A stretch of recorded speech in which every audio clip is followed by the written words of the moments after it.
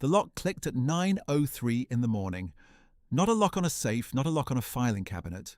A deadbolt, thrown from the inside by a man who had watched her walk across the parking lot and decided, before she reached the entrance, that she was not coming in. Nadia Osei stood at the glass door of Hartwell Home Goods and looked at the turned bolt. She had worked retail long enough to recognize every variety of dismissal. The averted eyes, the followed steps, the hovering near the register when she was only browsing. But this was new. She had never seen a store manager actually lock the door against her in the middle of a Tuesday morning. Through the glass she could see him. He stood maybe 12 feet back, arms crossed, a lanyard with a brass key hanging against his chest. His name was Carl. She knew this because she had stood in that same store 3 weeks earlier and watched him direct a stockroom worker to pull a pallet of throw pillows while he called somebody on his cell phone and laughed. He did not know her name. He had no reason to. He gave her one slow shake of his head. She held his gaze. Her hands did not move from her sides. Her face did not change. She turned and walked back to her car. Here is what Carl did not know. Here is what none of them ever know, not until the moment the floor opens beneath them. But before we get to that, we need to go back. We need to understand what Nadia Osei was carrying long before she walked into that parking lot. Because the locked door was not the beginning of the story. It was the knot that had been pulling tight for 30 years. Let me take you back to a town called Millbridge, in a county most maps barely bother with, where the biggest employer was a distribution centre that paid $11 an hour and gave you a fluorescent vest on your first day. Nadia grew up there in a yellow house on a street with 2 broken streetlights and a neighbour who planted marigolds every spring, without fail, even in years when the frost came late and killed the first planting. That neighbour, Mrs. Archibald, would just go back to the nursery and buy more.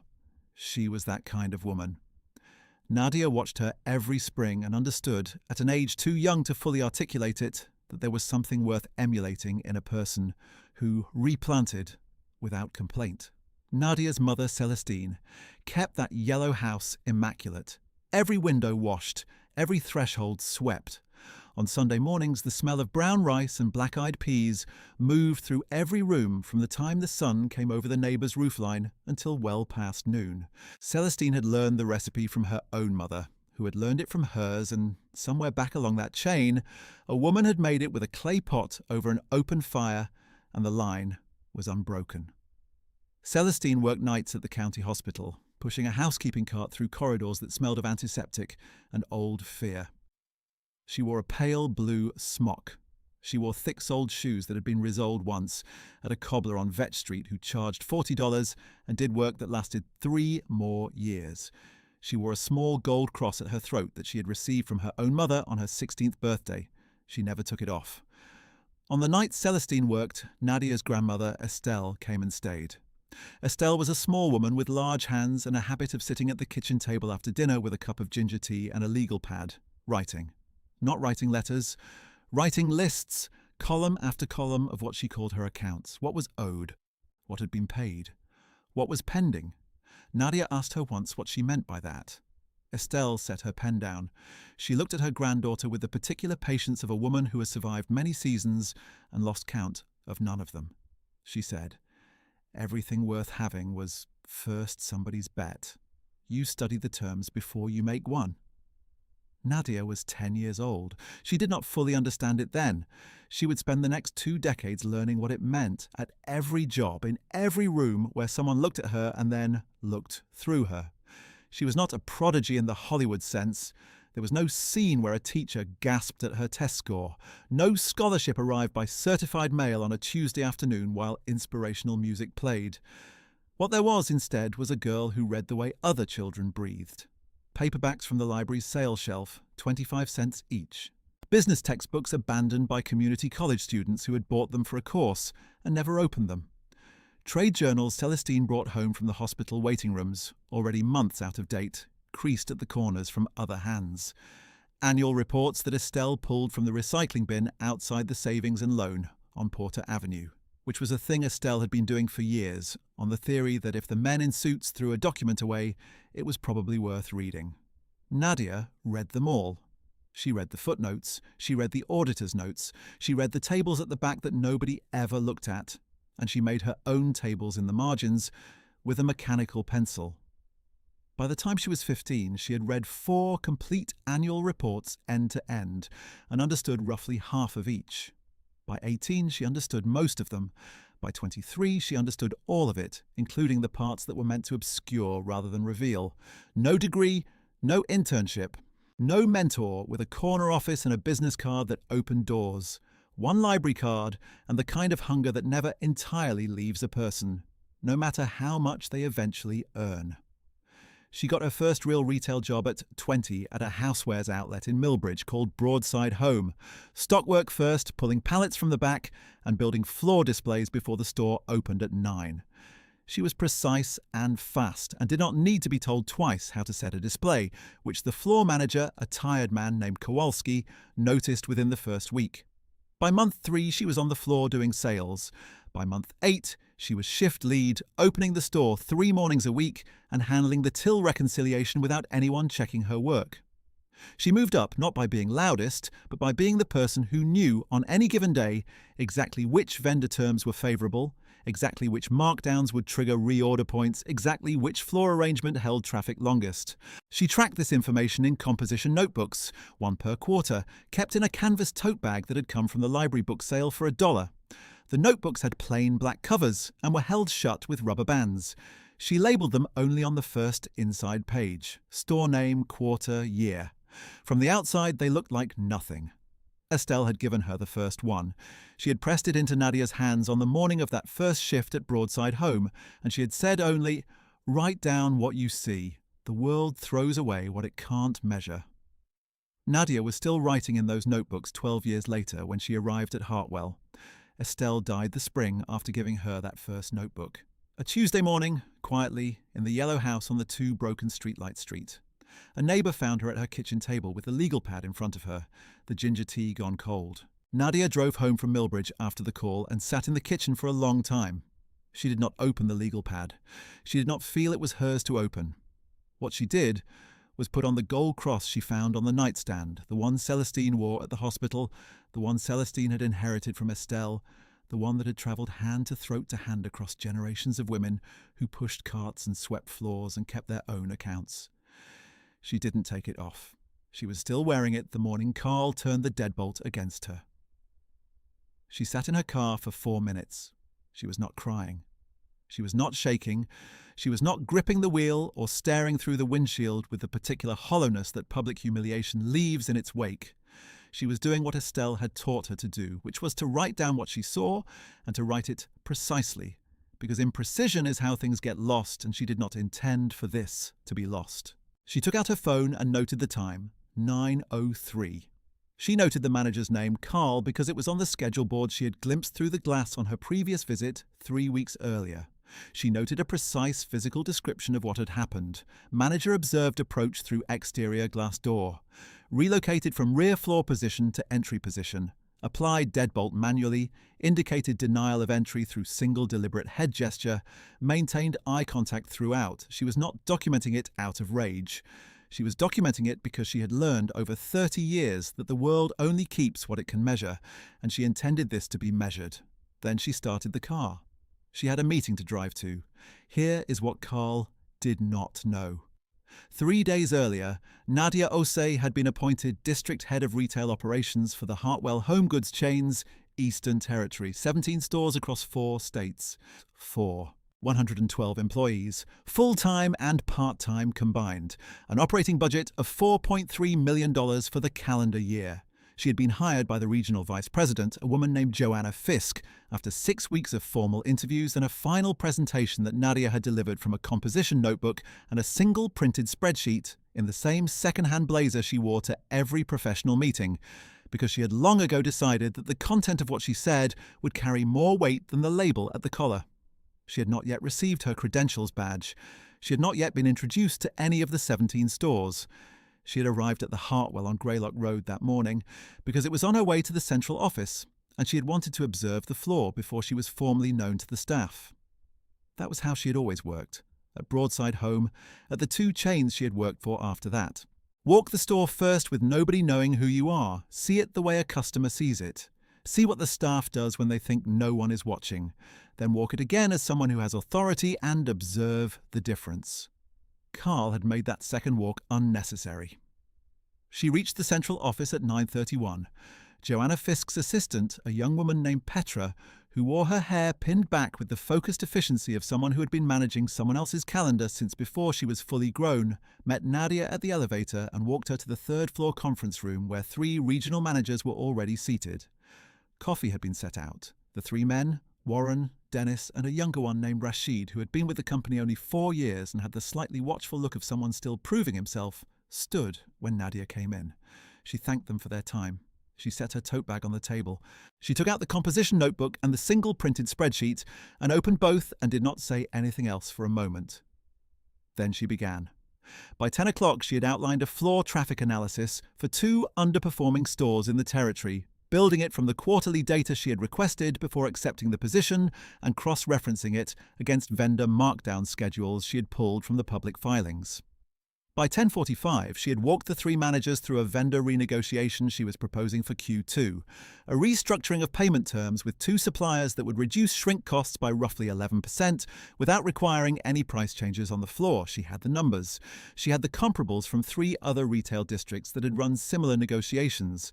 She could answer every question before it fully formed in anyone's mouth. By 11:15, Warren, who had been in the industry for 19 years and had the carefully maintained skepticism of someone who had been through 7 district head transitions, was leaning forward with his arms on the table. He said quietly, to no one in particular, that he had not heard these numbers framed this way before. He said it the way people say things when they mean them and are slightly surprised by what they mean. Rashid had stopped taking notes to simply listen. Dennis said nothing but kept nodding with a rhythm that was not politeness but genuine agreement, the kind that is hard to fake. Joanna Fisk, who had been standing at the back of the room with her arms crossed for the past 40 minutes, let out a slow breath.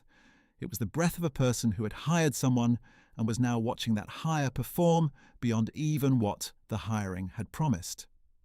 Nadia did not look up from her notebook. At noon, Joanna walked Nadia to her new office on the 4th floor. It was a corner room with a window that faced the parking lot and 2 walls that held nothing yet. A desk, 2 chairs, a phone that blinked a red light meaning voicemail already. On the way there, Joanna mentioned that each store manager in the territory would receive a formal communication that afternoon, identifying Nadia as their new district head and including a photograph and a request that they present themselves at the central office by end of week for their introductory meeting. Nadia asked whether they would receive her photograph with the communication. Joanna said yes. Standard procedure. Nadia thanked her. Then she mentioned, in the same tone she had used to discuss the vendor renegotiation, measured and unhurried, that she had stopped at the Greylock Road location that morning and that the manager on duty had declined to admit her to the store. Joanna stopped walking. Nadia told her the time. She told her the manager's name. She told her that the manager had been visible through the glass door, standing roughly 12 feet back with a lanyard and a brass key, and had given her one deliberate headshake before she turned and walked back to her car. She relayed all of it, in the same register she used to discuss vendor terms. Factual, specific, complete. Joanna was quiet for a longer moment than any of the moments in the conference room had been. Then she said she would handle it.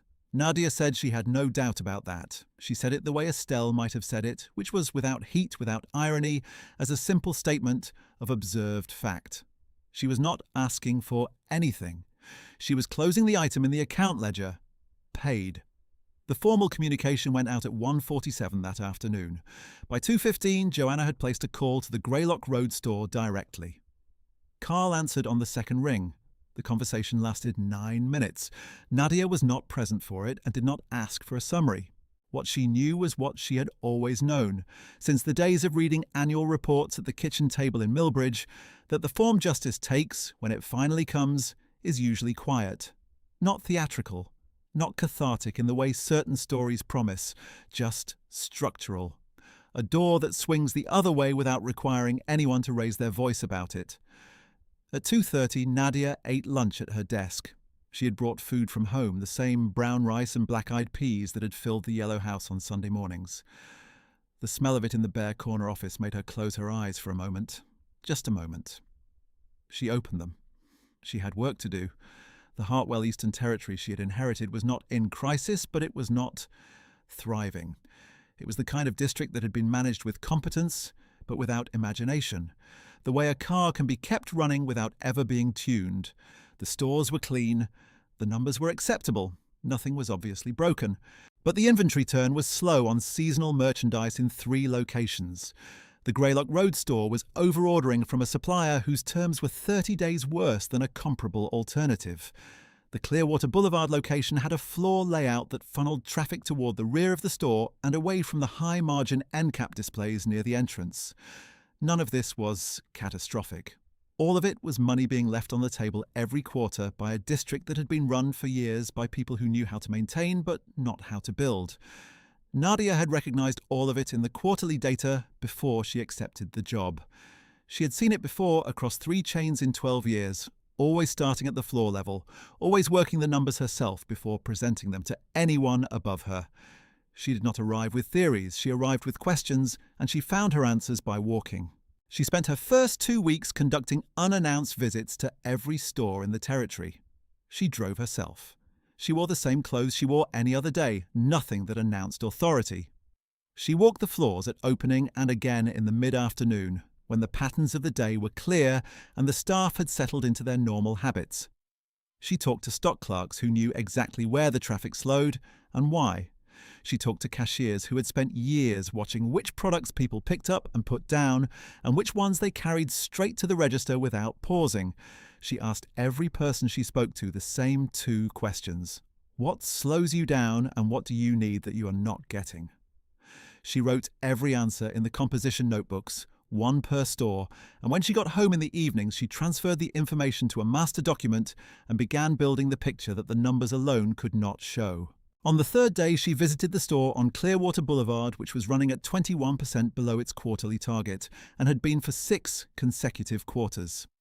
The floor supervisor on duty was a woman named Adaze, who had been with Hartwell for 9 years in the same position, never promoted, and who had developed the particular alertness of someone long accustomed to being overlooked. Adaze watched Nadia move through the aisles with the measured attention of someone who has learned that any unrecognized woman walking slowly and observing carefully is either a district visitor or a customer composing a complaint. She followed at a respectful distance for about 7 minutes before she simply stepped forward and introduced herself. Nadia introduced herself in return and told Adaze who she was. Adaze blinked. She looked at the composition notebook in Nadia's hand. She looked at Nadia's face, which was steady and gave nothing away. Then she said, in a voice that carried something quiet and entirely certain, "Good." 1 word. It landed the way Estelle's words had always landed, compact and clean and without extra weight. Nadia wrote it in the notebook that evening, on a line by itself, because she wanted to remember precisely how it had felt to hear it, not because it was information, because it was recognition, which is a different and rarer thing. She asked Adaze about the floor layout. Adaze had opinions about the floor layout. She had been having those opinions for 9 years, and no one with authority had ever asked. She walked Nadia through the logic of every traffic pattern in the store, from the entry approach to the back corners in the fluent diagnostic language of someone who had been paying close attention for a very long time and had simply never been given a reason to speak. Nadia listened without interrupting. She wrote. She asked 3 follow-up questions and listened to those answers too. They stood in the aisle near the back wall for nearly 40 minutes, and when Nadia finally thanked her and turned to go, Adaze stood very still for a moment with the particular stillness of a person who has just been seen for the first time in a long while. The Clearwater store's numbers moved 4% in the first quarter. The floor layout was rearranged 3 weeks after Nadia's visit. The change cost nothing but a half day of staff time. Not dramatic, earned. The Greylock Road store was another matter. Carl had not been terminated immediately. That would come, but not immediately. In the world of large retail chains, personnel actions move at their own pace, governed by documentation requirements and HR processes, and the caution of an organisation that has been through litigation and emerged with policies that mandate specific sequences. What had happened immediately was structural. Carl's store had been placed on a formal performance review protocol that required him to submit detailed weekly reports on floor operations directly to Nadia. Every Monday morning at 7:45, his numbers arrived in her inbox. She reviewed them before she reviewed anything else. She responded with questions, precise and direct, and without commentary, and required responses by end of business that same day. She had not spoken to Carl directly since the review protocol began. She did not need to. The weekly reports were a form of accountability that required no confrontation and left no room for interpretation. Every number was either what it was supposed to be or it was not, and if it was not, the reason had better be specific and verifiable. 3 weeks after the formal territory communication had gone out, the 17 store managers were scheduled to come to the central office for introductory meetings. They came in groups of 4, staggered across 3 days to allow time for each individual conversation. Carl was in the second group, scheduled for the second day at 10 in the morning. The conference room was the same one where Nadia had presented to the regional managers on her first official day. The same long table with the same chairs positioned at intervals that were close enough to feel like a room where people talked but far enough apart to signal that this was still professional territory. The same window facing the parking lot. Petra had set water glasses and printed name placards, which was not standard for introductory meetings, but which Nadia had requested so that she did not have to ask names, and so that the managers knew she already had them. The 4 managers filed in. 3 of them she had already visited in their stores and had brief, unacknowledged familiarity with. They took their seats with the careful sociability of people attending a meeting whose stakes they were not entirely sure of. Carl was the last one through the door. He came in the way people come into rooms when they are not sure what to expect, scanning quickly and without appearing to scan. He found the open chair. He set his folder on the table, he looked at the name placard in front of the chair to confirm it, and then he looked up. He saw her. The colour left his face. Not gradually. The way colour leaves when a person is made uncomfortable. All at once the way it leaves when a person recognises something irreversible. The man sitting to his left glanced over with a small frown of concern, the involuntary response of anyone who sees another person go pale without warning. Nothing was wrong. Something was, at last, right. Nadia looked at Carl for exactly 1 moment. Not with contempt, not with triumph. She looked at him with the steady attention of a person who has already written the number in the ledger and is simply confirming that the ledger is accurate. Then she looked at the group and began. She told them what she needed from each of them. Detailed quarterly projections submitted 3 weeks before each quarter close, floor observation reports filed bi-weekly, direct communication with her office on any vendor issue that could affect more than 1 week of operations. She told them about the proposed Q2 vendor renegotiation and what it would mean for their individual shrink costs. She outlined the performance review calendar and explained exactly what it would examine and who would examine it. She told them that unannounced store visits were a standard part of how she operated, and that the purpose of those visits was to understand the stores from the ground up, not to find fault with anyone. She said she was more interested in what was not working and why than in what was already working. She said this last part once and did not repeat it, the way Estelle had made a practice of saying important things exactly once. Carl did not speak during the entire meeting. He sat with his folder open in front of him, a pen in his hand that never moved. When the other 3 managers asked questions, which they did, he did not add to any of the answers or ask anything of his own. He simply sat with the stillness of a man who has understood his position and does not yet know what to do with that understanding. When the meeting ended and the managers stood to go, Carl was the last one to move. He gathered his folder with the deliberate slowness of a person buying time for something they cannot quite locate. He walked toward the door with the other 3. At the threshold, he paused. He half-turned. He seemed to consider whether something should be said, whether there was some phrase or gesture that could be placed between what he had done and where he was now standing. He said nothing. The door closed behind him. Nadia placed her notebook in the tote bag. She straightened the papers on the table, which were already straight out of habit. She stood at the window for a moment. The parking lot below was the same lot she could see from the corner office 2 floors up, the same asphalt under the same October light. She thought of another parking lot 6 weeks ago and a glass door, and the particular cold of standing still when someone is telling you with their body that you do not exist. The gold cross sat at her throat. She thought of the yellow house, the marigolds, the smell of rice on a Sunday morning, and a woman with large hands and a legal pad and a cup of ginger tea gone cool. She picked up her bag. She had 3 store visits scheduled for the afternoon and a vendor call at 4. The formal HR process for Carl concluded 11 weeks later. He was offered the option to transfer to a non-management floor associate position at a store in an adjacent district, a role with no direct reports and no scheduling authority. The offer carried a reduction in title and a corresponding reduction in compensation. He accepted it. Nadia was notified by a 2-sentence email from HR on a Friday afternoon. She read it once. She filed it in the appropriate folder. She closed her laptop and went home. She did not feel the way she had expected to feel, which was cathartic. What she felt was something quieter and more particular, the specific satisfaction of an account that has been properly settled. Estelle had described it once near the end as the feeling of a column that finally adds up. Not dramatic, just right. The Greylock Road store passed to an interim manager first, a capable woman named Sasha who had been an assistant manager there for 3 years and who handled the transition with the quiet competence of someone who had been ready for a larger role for some time. 3 months later, Nadia hired a permanent replacement, a man named Theo who had spent 6 years as a floor supervisor at a chain in the adjacent district and had never been elevated despite a record that, when Nadia examined it in detail, was better than several managers who had been promoted over him. He was 34. He had the specific combination of floor knowledge and number fluency that Nadia had learned to recognize at a glance, the same combination she had carried for 12 years before anyone had thought to ask.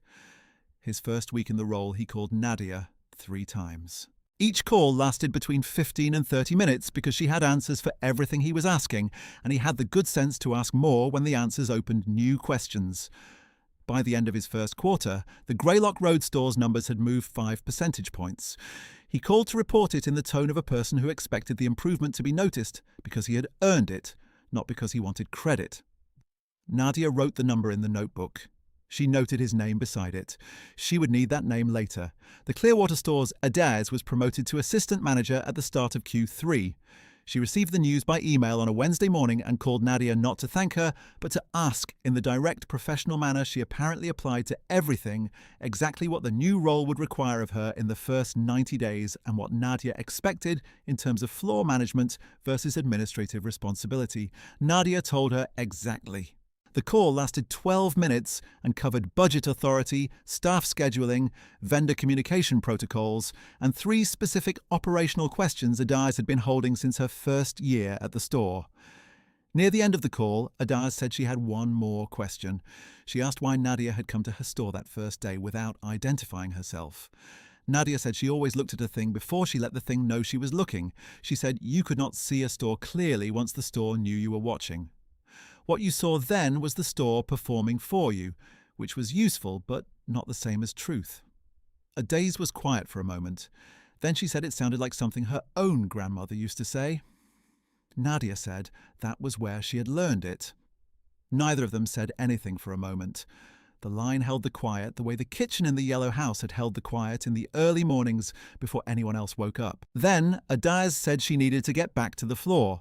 Nadia said she knew. She told her she was doing the work correctly. She said it once and moved on. The Eastern Territory finished the fiscal year at 104% of its revenue target. It was the strongest performance the territory had posted in 6 years. The margin improvement from the Q2 vendor renegotiation came in at 12.3%, slightly above the 11% Nadia had projected in the March presentation. Warren, the regional manager who had leaned forward at that first meeting, sent a 2-line email when the final numbers came in. The second line said only, "You called it." At the annual leadership meeting in February, held at the Hartwell Regional Headquarters in a room with floor-to-ceiling windows and the kind of carpet that signals a building's self-regard, Joanna Fisk acknowledged the territory's performance in front of the full regional team. She described the vendor renegotiation. She described the floor-level methodology. She described the staffing changes at 2 stores. She said the turnaround had been built from the ground level up, through a discipline of observation and a fluency with operations that was, in her words, unlike anything she had encountered in 22 years in the industry. She said the methodology was being studied for possible adoption across other territories.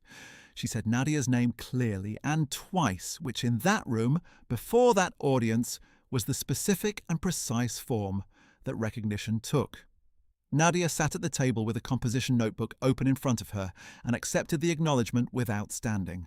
She wrote one line in the notebook, Q4 close. 17 stores. She did not write anything else. She did not need to. Estelle's accounts did not require commentary. That evening she drove home on the same highway she had driven every day since taking the job. She passed the exit for Greylock Road at 62 miles an hour without slowing. She kept driving. At home she made rice and peas. It was not Sunday, but she made them anyway because some nights require the smell of the yellow house more than the calendar requires justification. She set a single place at the table. She ate slowly, in the quiet of the kitchen, while the smell moved through every room the way it had always moved. On the table beside her plate she had placed the gold cross. She had removed it before cooking and had not yet put it back. She looked at it for a while, sitting there in the lamplight, small and warm, and entirely itself, the weight of how many throats it had passed through, visible in the soft, worn edges of the links. She did not put it back on that night. She let it sit. She let it be just a thing on a table temporarily, because a thing does not lose its meaning when it is set down. It is still the same thing. It knows what it has carried. This is what this story is finally about, and it is not about a locked door. Think about what you know. Think about what you have been building in silence, in night school notebooks, in library corners, in cars sitting in parking lots with the engine off because the next moment requires more preparation than the last one did. Think about the accounts you have been keeping and the columns you have been adding up for years without anyone asking to see the total. Nobody locked a door on what you know. They locked a door on what they could see. Those are two entirely different things. That gap between what you carry and what the world has yet to recognize is not a wound. It is not a deficit. It is an asset, the one kind that cannot be repossessed, cannot be dismissed at a counter, cannot be deadbolted out of any store by any person with a lanyard and a brass key and a certainty they have not earned. The woman in this story didn't win because someone finally gave her a chance. She won because she had prepared for 30 years for a world that would make her wait, and when the door opened, she already knew every inch of what was on the other side. What is sitting in the composition notebook of your life that the world has not yet thought to ask you to open? If this story found something in you, stay close. There are more of them. Every week, another account settled, another door that swings the other way.